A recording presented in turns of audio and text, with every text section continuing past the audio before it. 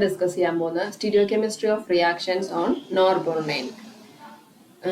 പക്ക നോർബോർണൈൻ അല്ല, നമ്മൾ കഴിഞ്ഞ ദിവസം കുറച്ച് ദിവസങ്ങൾക്ക് മുമ്പ് സൈക്ലോഹെക്സനോണിൽ വരുന്നില്ലേ, അതുപോലെ തന്നെ നോർബോർണൈനോണിൽ വരുന്നത്, അതായത് കീറ്റോൺ നോർബോർണൈൻ്റെ കീറ്റോൺസിൽ വരുന്ന എന്താണ് റിയാക്ഷൻസിലെ അഡീഷൻ കീറ്റോൺസിൽ വരുന്ന റിയേജൻസിൽ എങ്ങനെയാണ് അറ്റാക്ക് നടക്കുന്നത് എന്നുള്ളതാണ് പറയാൻ പോകുന്നത്. ഓക്കെ, നോർബോർണൈൻ്റെ സ്ട്രക്ചർ എന്ന് പറഞ്ഞാൽ എന്താണ്? ഒരു ബൈസൈക്ലോ കോമ്പൗണ്ട് ആണ്. ഓക്കെ, ഇതാണ് നോർബോർണൈൻ എന്ന് പറയുന്നത്. അതിലേക്ക് കീറ്റോൺ സബ്സ്റ്റുവൻ്റ് ആയിട്ട് വരുന്നു എന്ന് വിചാരിക്കാം. ഇങ്ങനൊരു കീറ്റോൺ വരുന്നു എന്ന് വിചാരിക്കാം, അല്ലെ, കാർബണൈൽ ഗ്രൂപ്പ് വരുന്നു എന്ന് വിചാരിക്കാം. അങ്ങനെയാണെന്നുണ്ടെങ്കിൽ പല റിയേജൻസ് വരുമ്പോഴത്തേക്കും എങ്ങനെയായിരിക്കും റിയാക്ഷൻ നടക്കാം? ഈ ഒരു കേസിൽ ഇപ്പം ഇത് രണ്ടും ഹൈഡ്രജൻ ആണ് സബ്സ്റ്റുവൻ്റ് ആയിട്ട് വരുന്നതെന്ന് വിചാരിക്കാം. ഹൈഡ്രജൻ സബ്സ്റ്റുവൻ്റ് ആയിട്ട് വരുന്ന സമയത്ത് എങ്ങനെയായിരിക്കും റിയാക്ഷൻ നടക്കുക? അതേപോലെ തന്നെ നമുക്കിപ്പം ഹൈഡ്രജന് പകരം ഏതെങ്കിലും CH3 ഗ്രൂപ്പാണ് വരുന്നതെന്നുണ്ടെങ്കിൽ എങ്ങനെയായിരിക്കും റിയാക്ഷൻ നടക്കുക? ഇതാണ് നമുക്ക് അറിയേണ്ടത്. അപ്പം അത് പറയുന്നതിന് മുമ്പ് പറയേണ്ടത്, അതായത് ഈ നോർബോർണൈൻ്റെ കീറ്റോണിന്റെ രണ്ട് സൈഡിൽ നിന്ന് അപ്രോച്ച് ചെയ്യുന്നതിന്, അതായത് ഇവിടെ നിന്നുള്ള ഒരു അപ്രോച്ച് ഒരു പേരിലും ഇവിടെ നിന്നുള്ള അപ്രോച്ച് റിയേജന്റ് അപ്രോച്ച് വേറൊരു പേരിലാണ് അറിയുന്നത്. മുകളിൽ നിന്ന് അപ്രോച്ച് ചെയ്യുകയാണെങ്കിൽ അതിനെ എക്സോ അപ്രോച്ച് എന്നും, താഴെ നിന്നാണ് അപ്രോച്ച് ചെയ്യുന്നതെങ്കിൽ അതിനെ എൻഡോ അപ്രോച്ച് എന്നും വിളിക്കും. ഓക്കെ, നമ്മൾ ഇതുവരെ പ്രയോഗിക്കാത്തൊരു വാക്കാണ്, ഈ ഒരു സിസ്റ്റത്തിൽ പറയുന്നതാണ്. അതായത് മുകളിൽ നിന്നാണ് നമ്മുടെ റിയേജന്റ് അറ്റാക്ക് ചെയ്യുന്നതെന്നുണ്ടെങ്കിൽ അതിനെ എക്സോ അപ്രോച്ച് എന്നും, താഴെ നിന്നാണ് അറ്റാക്ക് ചെയ്യുന്നതെന്നുണ്ടെങ്കിൽ അതിനെ എൻഡോ അപ്രോച്ച് എന്നും വിളിക്കും. ഇനി നമ്മൾ ചെയ്യേണ്ട കാര്യം എന്താണെന്ന് വെച്ചാൽ, ഈ ഒരു കാർബൺ ഉണ്ടല്ലോ, ആ ഒരു കാർബണിലുണ്ടാവുന്ന സബ്സ്റ്റുവൻറ്റിനെ വെച്ചിട്ടാണ് വരുന്ന റിയേജന്റ് ഇവിടെ കൂടെ അറ്റാക്ക് ചെയ്യുമെന്നുള്ളത് അറിയുന്നത്. അതായത് ഇപ്പം സപ്പോസ് നമുക്കിപ്പം ഈ ഒരു കോമ്പൗണ്ട് തന്നെയാണെന്ന് വിചാരിക്കുക. ഈ ഒരു കേസിലാണെന്നുണ്ടെങ്കിൽ ഇവിടെ എങ്ങനെ അറ്റാക്ക് ചെയ്യും? ഇത് രണ്ടും ഹൈഡ്രജൻ ആണ്. ഓക്കെ, അതേസമയം ഇതുപോലെ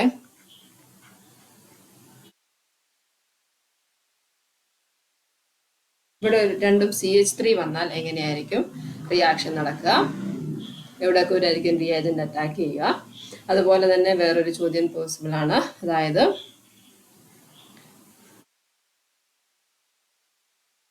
ഇവിടേക്ക് CH3 ഇത് HO ആയിട്ടാണ് നിൽക്കുന്നതെന്നുണ്ടെങ്കിൽ എങ്ങനെ നടക്കും? അതുപോലെ തിരിച്ചു.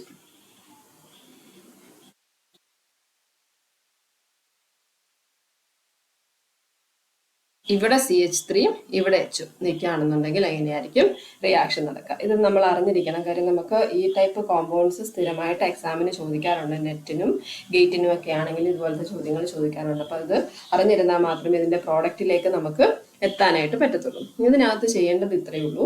അതായത് ഈ ഒരു സബ്സ്റ്റിറ്റ്യൂന്റ് വരികയാണെന്നുണ്ടെങ്കിൽ, അതായത് ഫസ്റ്റ് വൺ ആണ് വരുന്നതെന്നുണ്ടെങ്കിൽ ഈ കേസിൽ എന്താണ് ഇവിടെ എന്ന് പറയുന്നത്? രണ്ടും ഹൈഡ്രജൻ ആണ് വരുന്നത്, അല്ലെ?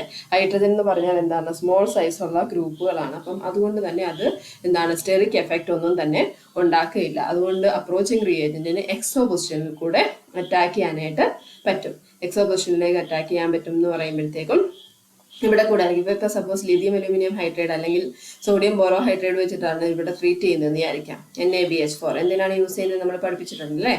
NaBH4 യൂസ് ചെയ്യുന്ന സമയത്ത് എന്ത് സംഭവിക്കും? ഇതുപോലെ അത് രണ്ടും ഹൈഡ്രജൻ തന്നെ ആയതുകൊണ്ട് ഹൈഡ്രജൻ എന്ന് പറയുന്നത് വരുന്ന അറ്റാക്കിങ് ന്യൂക്ലിയോഫൈൽ എന്ന് പറഞ്ഞാൽ H- ആണല്ലോ എന്ന് നമുക്കറിയാലോ. H- എന്ന് പറയുന്നത് എന്ത് ചെയ്യും? H- മുകളിൽ നിന്ന് അറ്റാക്ക് ചെയ്യും,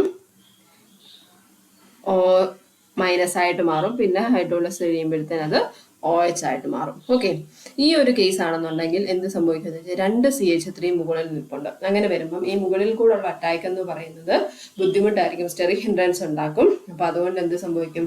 ഇത് എൻഡോ അപ്രോച്ച് ആയിരിക്കും. ഓക്കെ, സബ്സ്റ്റുവൻ്റ് ഒന്നും ഇല്ലാത്തപ്പം എക്സോ അപ്രോച്ച്. സബ്സ്റ്റുവൻ്റ് രണ്ടും CH3 ഗ്രൂപ്പ് വരുമ്പോഴത്തേക്കും എന്താണ്? അത് എൻഡോ അപ്രോച്ച് ആയിരിക്കും, താഴെ കൂടെ ആയിരിക്കും അറ്റാക്ക് ചെയ്യുക. അപ്പൊ അതനുസരിച്ചിട്ട് നമുക്ക് കിട്ടുന്ന പ്രോഡക്റ്റ് എന്ന് പറയുന്നത് എന്താണ്? CH3 OH മുകളിലും H ഇങ്ങനെയായിരിക്കും നിൽക്കുന്നത്. ഓക്കെ, ദെൻ ഒരു സൈഡിൽ, അതായത് ഈ ഒരു സൈഡിൽ മാത്രമാണ് സബ്സ്റ്റുവൻ്റ് വരുന്നതെന്നുണ്ടെങ്കിൽ ഇവിടെ ഹൈഡ്രജനും ആണെന്നുണ്ടെങ്കിൽ എന്ത് ചെയ്യും? ഇതുപോലെ തന്നെ അഫക്റ്റ് ചെയ്യും. ഇതെന്ന് പറയുന്നത് എന്താ? സ്റ്റെറിക് ഹിൻഡ്രൻസ്, മുകളിൽ നിന്നുള്ള അപ്രോച്ചിനെ അഫക്റ്റ് ചെയ്യും. അപ്പൊ എന്ത് ചെയ്യും? അത് എൻഡോ അപ്രോച്ച് ആയിരിക്കും നടക്കുക.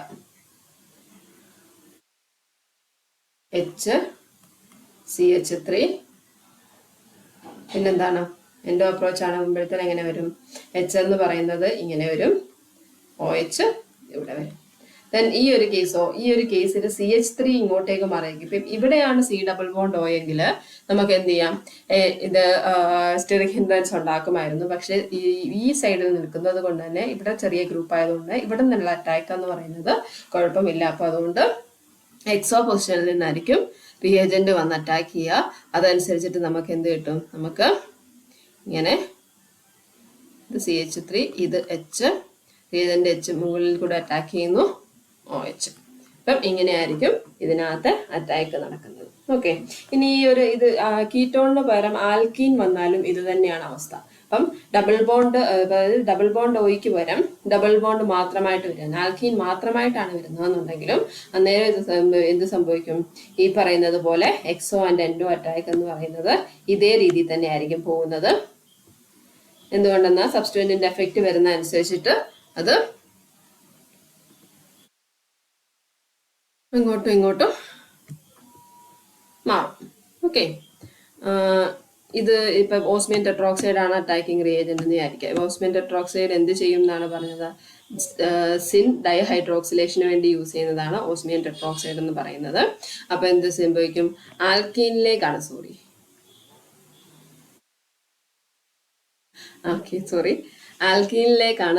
എന്ത് നടക്കുക? ഈ പറയുന്നത് പോലെ ഓക്കെ, അപ്പം ഓസ്മിയം ടെട്രോക്സൈഡ് ആണ് വരുന്നതെന്നുണ്ടെങ്കിൽ എന്ത് പറ്റും എന്ന് വെച്ചാൽ ഈ ആൽക്കീനിലേക്കാണ് ഹൈഡ്രോക്സിലേഷൻ നടക്കുന്നതെന്ന് നമുക്കറിയാം. ഹൈഡ്രോക്സിലേഷൻ നടക്കുമ്പോൾ സിൻ ഹൈഡ്രോക്സിലേഷൻ ആണ്. കിട്ടുന്ന പ്രോഡക്റ്റ് എന്ന് പറയുന്നത് ഇതേപോലെ തന്നെയാണ്. അപ്പൊ സബ്സ്റ്റിറ്റ്യൂവന്റിന് അനുസരിച്ചിട്ട് എന്താണ്, എക്സോ ആണോ എൻഡോ ആണോ ഫോം ചെയ്യുന്നതെന്നുള്ളത് നമുക്കറിയാം. ഇപ്പം ആൽക്കീൻ വരുമ്പോഴത്തേക്കും ഇപ്പം ഓസ്മിയം ടെട്രോക്സൈഡ് നമുക്ക് കൊടുക്കാം.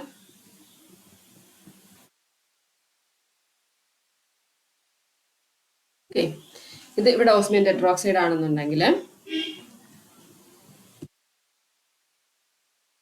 OSO4 നേരം എന്താണ്, നമുക്ക് സിൻ ഡൈഹൈഡ്രോക്സിലേഷൻ ആണ് നടക്കുന്നത്. ഓക്കെ, അപ്പം ഇവിടെ രണ്ടും H ആയതുകൊണ്ട് OSO4 എവിടെ നിന്ന് അറ്റാക്ക് ചെയ്യാൻ പറ്റും? മുകളിൽ നിന്ന് അറ്റാക്ക് ചെയ്യും. അപ്പം OH ഇങ്ങനെ നിൽക്കും. ഓക്കെ, ഇവിടുത്തെ OH എങ്ങനെ നിൽക്കും? അതുപോലെ തന്നെ മുകളിലേക്കായിരിക്കും നിൽക്കുന്നത്. ഓക്കെ, അതേപോലെ ഇവിടെ വരുമ്പോഴത്തേക്കോ, ഇവിടേക്ക് വരുമ്പോൾ രണ്ട് OH ഗ്രൂപ്പ് എന്ന് പറയുന്നതും എങ്ങനെയായിരിക്കും? രണ്ടും താഴേക്കായിരിക്കും നിൽക്കുന്നത്.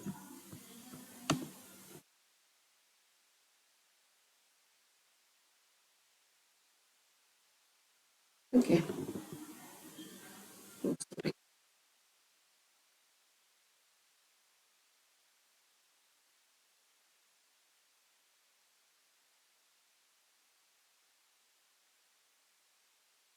ഇവിടെ ഇങ്ങനെ വരുന്നു. OH ഗ്രൂപ്പ് രണ്ടും താഴേട്ടേക്കായിരിക്കും നിൽക്കുന്നത്. ഓക്കെ, ഇതേ ഉള്ളൂ ഇതിന്റെ ഡിഫറൻസ് എന്ന് പറയുന്നത്. അതുപോലെ ഓരോ റിയേജന്റ് വരുമ്പോഴത്തേക്കും അതനുസരിച്ചായിരിക്കും ഇത് ബിഹേവ് ചെയ്യുക. ഓക്കെ, ഡബിൾ ബോണ്ട് O വന്നാലും ഡബിൾ ബോണ്ട് ഇപ്പൊ CH2 ആൽക്കീൻ വന്നാലും റിയാക്ട് ചെയ്യുന്ന രീതി എന്ന് പറയുന്നത് എന്താണ്, ഓൾറെഡി ഉള്ള സബ്സ്റ്റിറ്റ്യൂവന്റിനെ ഡിപ്പെൻഡ് ചെയ്തിരിക്കും. സബ്സ്റ്റിറ്റ്യൂവന്റിന്റെ പൊസിഷൻ അനുസരിച്ചായിരിക്കും ഇത് നമുക്ക് കിട്ടുന്ന ഫൈനൽ പ്രോഡക്റ്റ് എന്ന് പറയുന്നത്. ഓക്കെ അല്ലേ? അപ്പൊ ഇത്രയേ ഉള്ളൂ ഈ സെക്ഷൻ. കാര്യം നമ്മൾ ഓസ്മിയം ടെട്രോക്സൈഡും കുറെ റിയേജൻസ് ഒക്കെ നമ്മൾ ഇവിടെ ഡിസ്കസ് ചെയ്ത് കഴിഞ്ഞതാണ്. ഇനിയിപ്പം ഉള്ള റിയേജൻസ് അത് നമ്മൾ വഴിയെ കുറച്ച് റെഡ്യൂസിങ് ഏജൻസും ഓക്സിഡൈസിങ് ഏജൻസും കുറച്ചുകൂടി ഡിസ്കസ് ചെയ്യാനുണ്ട്. അപ്പം അത് പറയുമ്പോഴത്തേക്ക് വീണ്ടും നമ്മൾ ഈ സെക്ഷൻ ക്വസ്റ്റ്യൻസ് ഡിസ്കസ് ചെയ്യുന്നതാണ്. അപ്പം തൽക്കാലം ഇതുകൊണ്ട് ഇവിടെ നിർത്താം. Okay, thank you.